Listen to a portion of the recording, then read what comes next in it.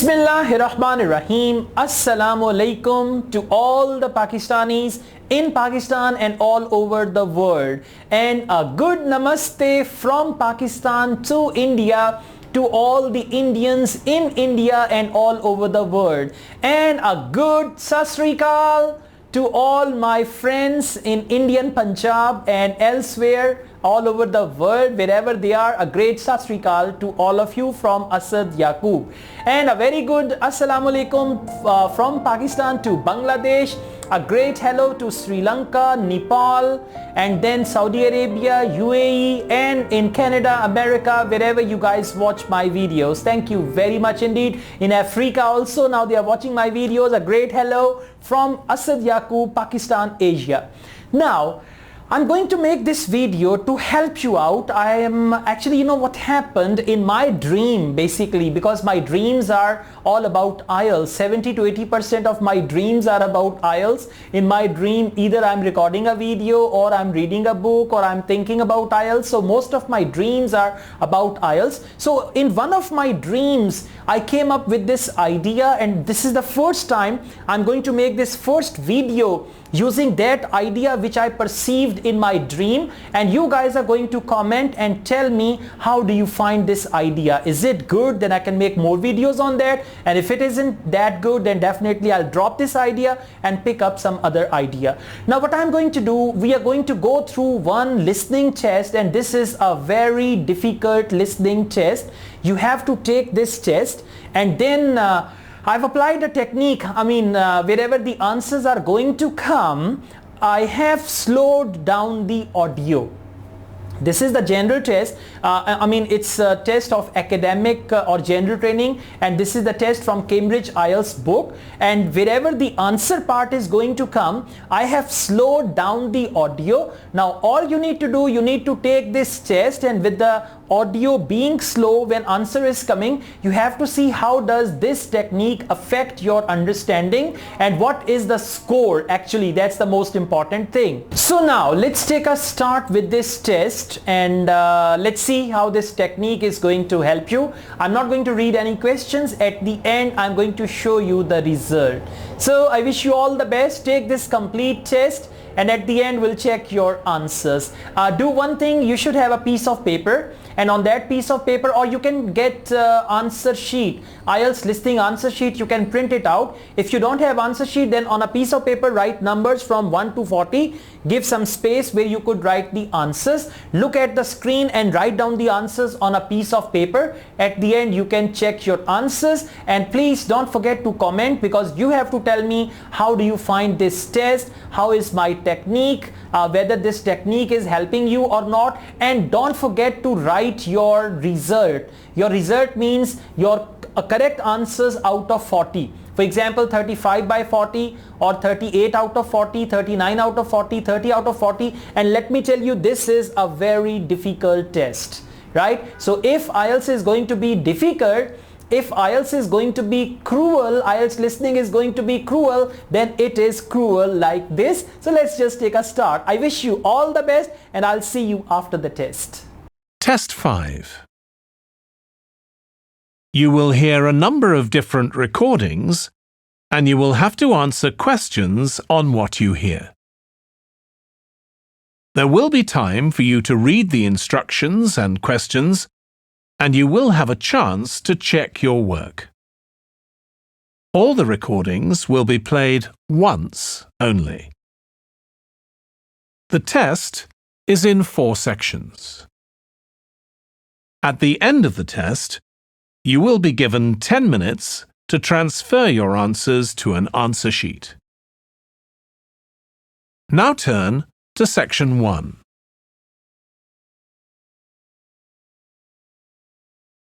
Section 1.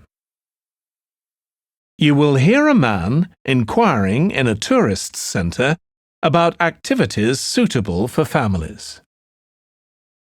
First, you have some time to look at questions 1 to 4.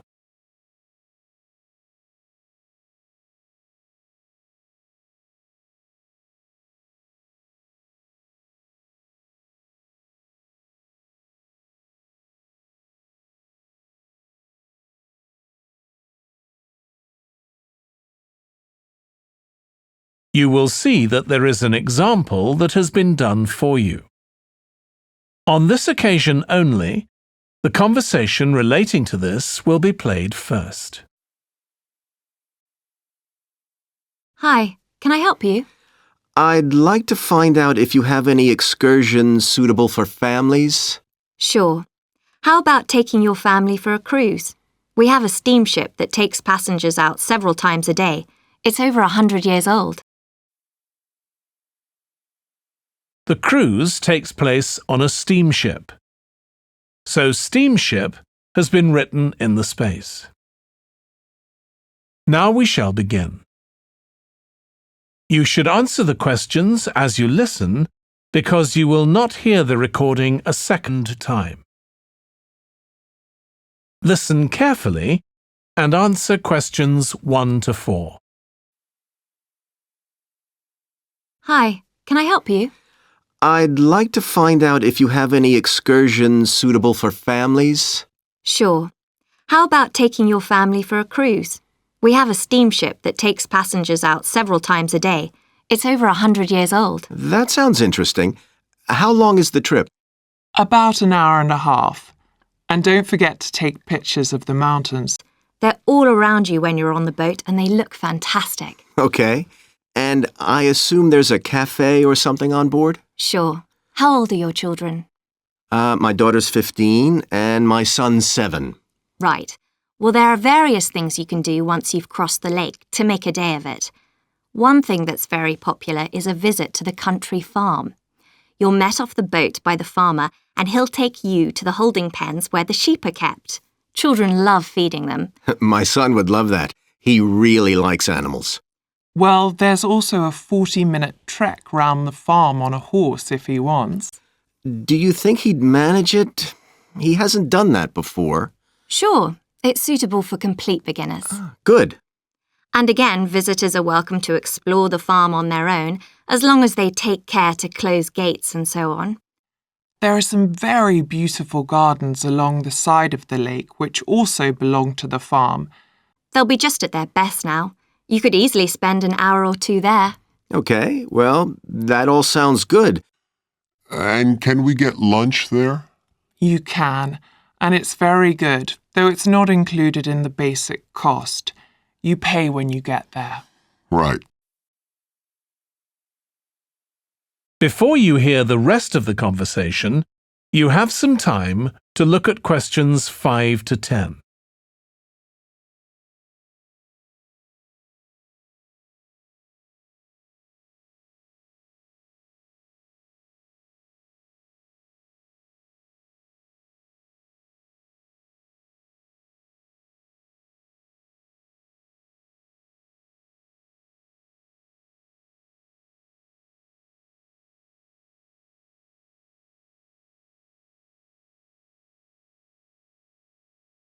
Now listen and answer questions 5 to 10. So, is there anything else to do over on that side of the lake?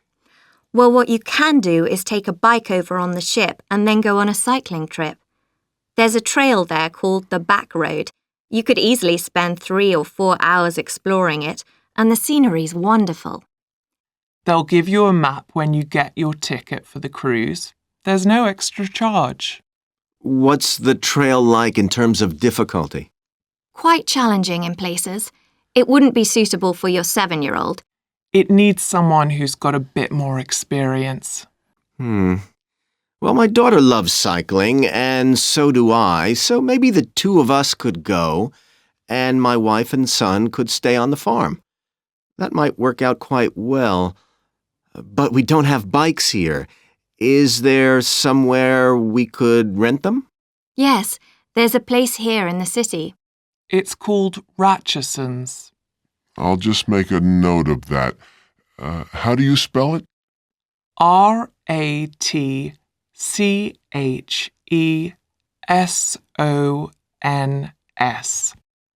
It's just by the cruise ship terminal.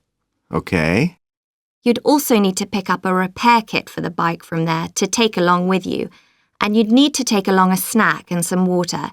It'd be best to get those in the city. Fine. That shouldn't be a problem. And I assume I can rent a helmet from the bike place. Sure, you should definitely get that. It's a great ride, but you want to be well prepared. Because it's very remote. You won't see any shops round there or anywhere to stay. So you need to get back in time for the last boat. Yeah. So what sort of prices are we looking at here? Let's see. That'd be 1 adult and 1 child for the cruise with farm tour. That's $117. And an adult and a child for the cruise only, so that's $214 altogether. Oh, wait a minute. How old did you say your daughter was? 15. Then I'm afraid it's $267. Because she has to pay the adult fare, which is $75, instead of the child fare, which is $22. Sorry about that. That's okay. So how do we find out? That is the end of section 1. You now have half a minute to check your answers. Section 2. You will hear a restaurant manager talking to a small group of new staff who are starting work as kitchen assistants in a restaurant. First, you have some time to look at questions 11 to 16.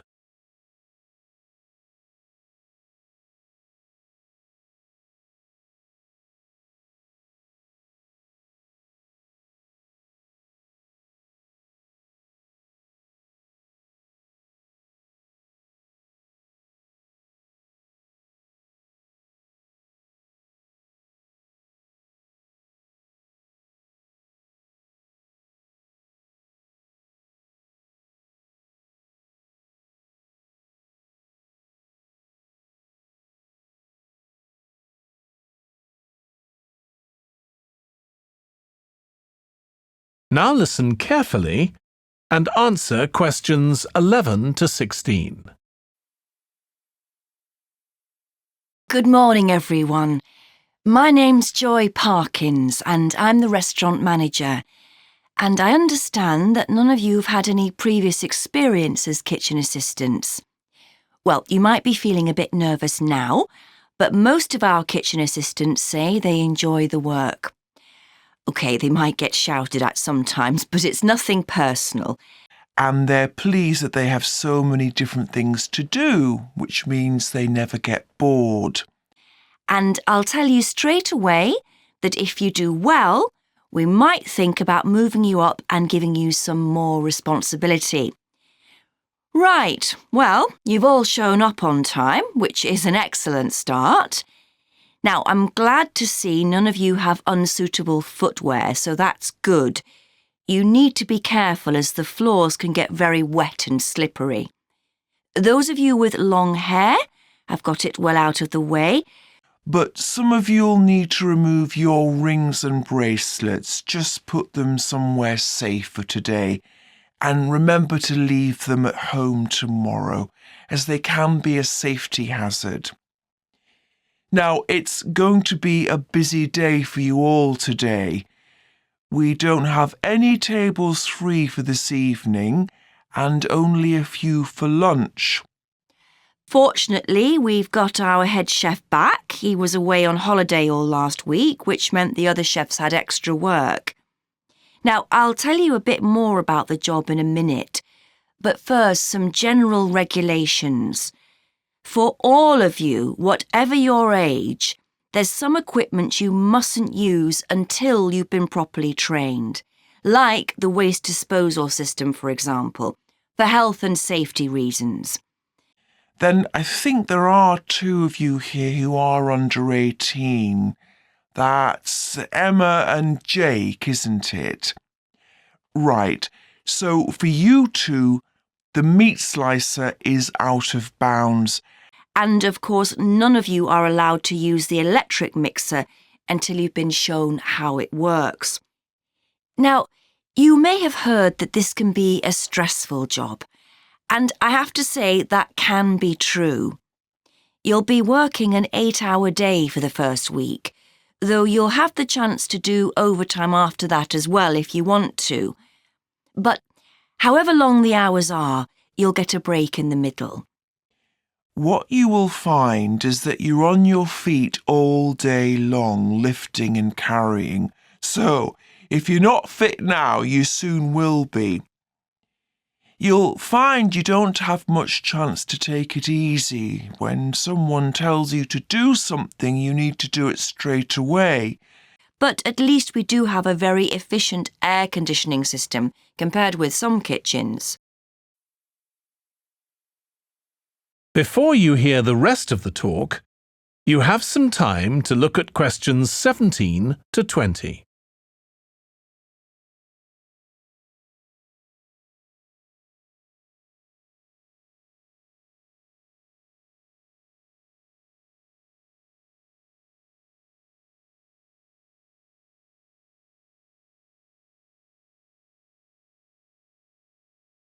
Now listen and answer questions 17 to 20. Now, let me tell you about some of the people you need to know. So, as I said, I'm Joy Parkins, and I decide who does what during the day and how long they work for. I'll be trying to get you to work with as many different people in the kitchen as possible so that you learn while you're on the job. One person whose name you must remember is David Field. If you injure yourself at all, even if it's really minor, you must report to him and he'll make sure the incident is recorded and you get the appropriate treatment. He's trained to give basic treatment to staff himself, or he'll send you off somewhere else if necessary. Then there's Dexter Wills. He's the person you need to see if you smash a plate or something like that. Don't just leave it and hope no one will notice. It's really important to get things noted and replaced, or there could be problems later. And finally, there's Mike Smith. He's the member of staff who takes care of all the stores of perishables. So, if you notice we're getting low in flour or sugar or something, make sure you let him know so he can put in an order. OK, now the next thing we need to cover. That is the end of section 2. You now have half a minute to check your answers. Section 3. You will hear two students called Trudy and Stuart, who are both studying to be librarians, discussing a paper that they are going to write together. First, you have some time to look at questions 21 to 23.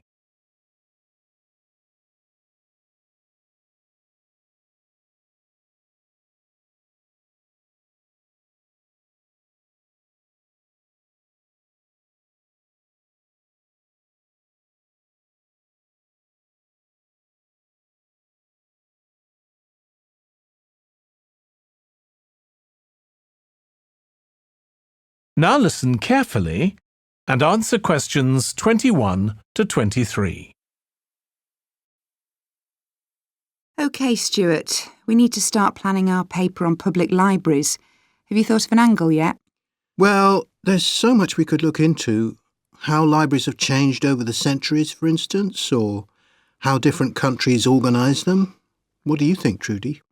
Maybe we should concentrate on this country and try and relate the changes in libraries to external developments, like the fact that far more people can read than a century ago, and that the local population may speak lots of different languages.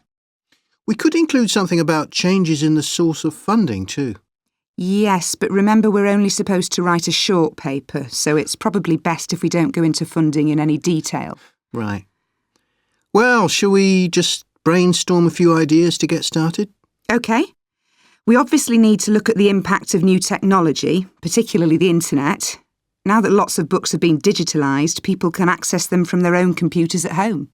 And if everyone did that, libraries would be obsolete. Yes. But the digitalised books that are available online for free are mostly out of copyright, aren't they? And copyright in this country lasts for 70 years after the author dies. So you won't find the latest bestseller or up-to-date information. That's an important point. Anyway, I find it hard to concentrate when I'm reading a long text on a screen. I'd much rather read a physical book. And it takes longer to read on a screen. Oh, I prefer it. I suppose it's just a personal preference. I expect the libraries will go on evolving in the next few years. Some have already become centres where community activities take place, like local clubs meeting there. I think that'll become even more common. I'd like to think so. And that they'll still be serving their traditional function, but I'm not so sure. There are financial implications after all. What I'm afraid will happen is that books and magazines will all disappear and there'll just be rows and rows of computers. They won't look anything like the libraries we're used to. Well, we'll see. Before you hear the rest of the discussion, you have some time to look at questions 24 to 30.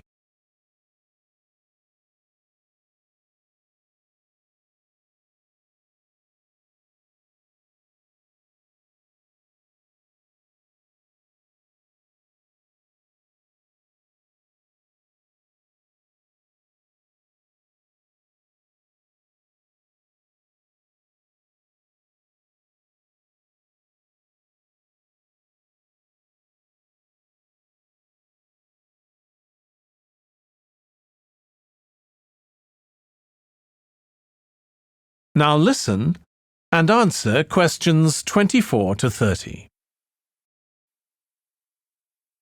I've just had an idea. Why don't we make an in-depth study of our local public library as background to our paper? Yes, that'd be interesting, and raise all sorts of issues. Let's make a list of possible things we could ask about, then work out some sort of structure. For instance, we could interview some of the staff and find out whether the library has its own budget or if that's controlled by the local council. And what their policies are. I know they don't allow food, but I'd love to find out what types of noise they ban. There always seems to be a lot of talking, but never music. I don't know if that's a policy or it just happens. I've often wondered. Then there are things like how the library is affected by employment laws. I suppose there are rules about working hours, facilities for staff and so on. Right. Then there are other issues relating to the design of the building and how customers use it, like what measures does the library take to ensure their safety? They'd need floor coverings that aren't slippery, and emergency exits, for instance. Oh, and another thing. There's the question of the kind of insurance the library needs to have in case anyone gets injured. Yes, that's something else to find out. You know something I've often wondered? What's that? Well, you know they've got an archive of local newspapers going back years. Well, next to it, they've got the diary of a well-known politician from the late 19th century. I wonder why it's there. Do you know what his connection was with this area? No idea. Let's add it to our list of things to find out. Oh, I've just thought. You know, people might ask in the library about local organisations like sports clubs. Well, I wonder if they keep a database or whether they just look online. Right. I quite fancy finding out what the differences are between a library that's open to the public and one that's part of a museum, for example. They must be very different. Then something else I'd like to know is... That is the end of Section 3. Section 4. You will hear part of a lecture for business students about business values. First, you have some time to look at questions 31 to 40.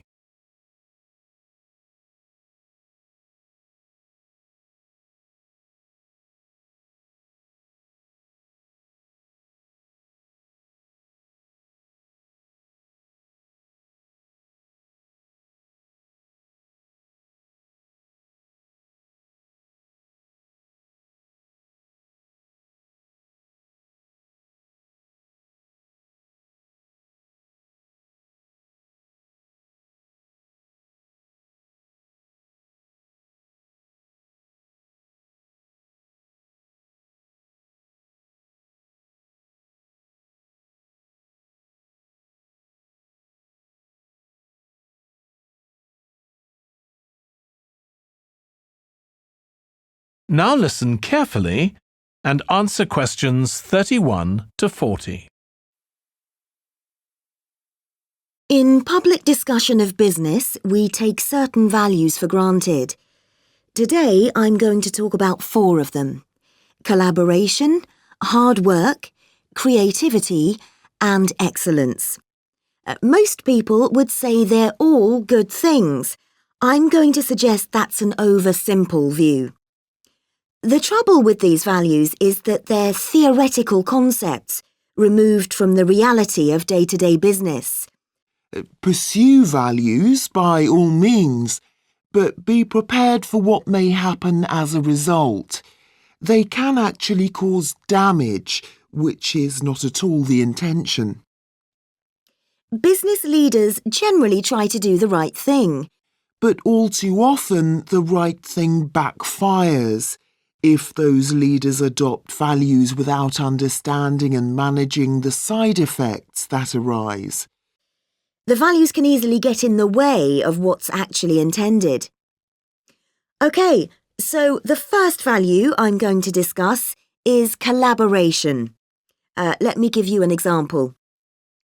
On a management training course I once attended, we were put into groups and had to construct a bridge across a stream. Using building blocks that we were given. The rule was that everyone in the team had to move at least one building block during the construction. This was intended to encourage teamwork. But it was really a job best done by one person. The other teams tried to collaborate on building the structure and descended into confusion, with everyone getting in each other's way.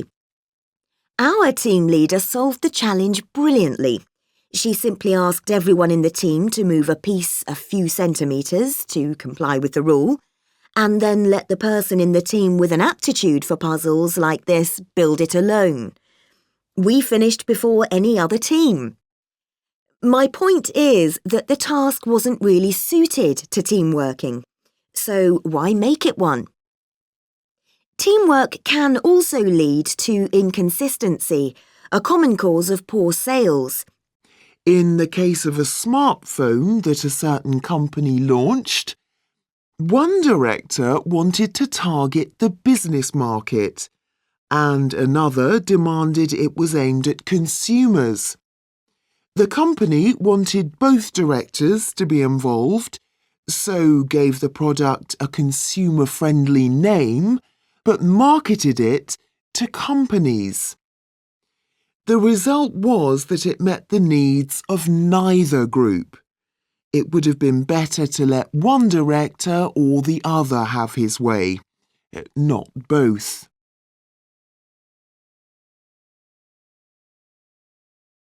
Now, industriousness, or hard work. It's easy to mock people who say they work hard. After all, a hamster running around in a wheel is working hard and getting nowhere. Of course, hard work is valuable, but only when properly targeted. Otherwise, it wastes the resources that companies value most, time and energy, and that's bad for the organisation. There's a management model that groups people according to 4 criteria: clever, hard-working, stupid, and lazy. Here, lazy means having a rational determination not to carry out unnecessary tasks. It doesn't mean trying to avoid work altogether. Most people display 2 of these characteristics, and the most valuable people are those who are both clever and lazy. They possess intellectual clarity and they don't rush into making decisions. They come up with solutions to save the time and energy spent by the stupid and hard-working group. Instead of throwing more man-hours at a problem, the clever and lazy group looks for a more effective solution. Next, we come to creativity. This often works well. Creating an attention-grabbing TV commercial, for example, might lead to increased sales. But it isn't always a good thing. Some advertising campaigns are remembered for their creativity without having any effect on sales. This happened a few years ago with the launch of a chocolate bar. Subsequent research showed that plenty of consumers remembered the adverts, but had no idea what was being advertised.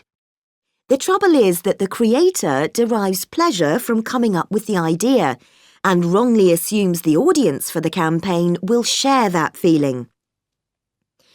A company that brings out thousands of new products may seem more creative than a company that only has a few, but it may be too creative and make smaller profits.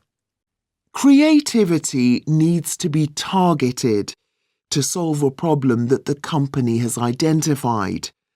Just coming up with more and more novel products isn't necessarily a good thing. And finally, excellence. We all know companies that claim they strive for excellence, but it takes a long time to achieve excellence. In business, being first with a product is more profitable than having the best product. A major study of company performance compared pioneers, that is, companies bringing out the first version of a particular product, with followers, the companies that copied and improved on that product. The study found that the pioneers commanded an average market share of 29%, while the followers achieved less than half that, only 13%. Even though their product might have been better. Insisting on excellence in everything we do is time-consuming, wastes energy, and leads to losing out on opportunities. Sometimes second-rate work is more worthwhile than excellence. Make sure it's excellent sounds like a good approach to business, but the just get started approach is likely to be more successful. That is the end of section 4.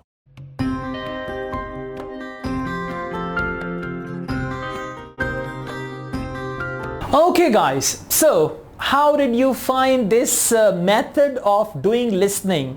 If it is good, you can try this on your own. Reduce the speed of the audio by 20%, by 30%. By the way, I reduced the speed of the audio by 30%. So you can also reduce the speed of the audio by 20% or even by, you can do it like that. First do it by 30%, then see the result. Then do it by 25%, then do it by 20% and then see how it is going to take place for you. So if you like this video, hit on the like button and don't forget to tell me about your result out of 40. And this was a very difficult test. Don't forget that as well. You should subscribe my channel, this channel Asad Yaqub and the other one Asad Yaqub Vlogs, because now I have 2 channels. And apart from this, I teach IELTS online. If you want to join my online IELTS classes, you can contact me for that. Asad Yaqub wishes you all the best. Take care. Allah Hafiz.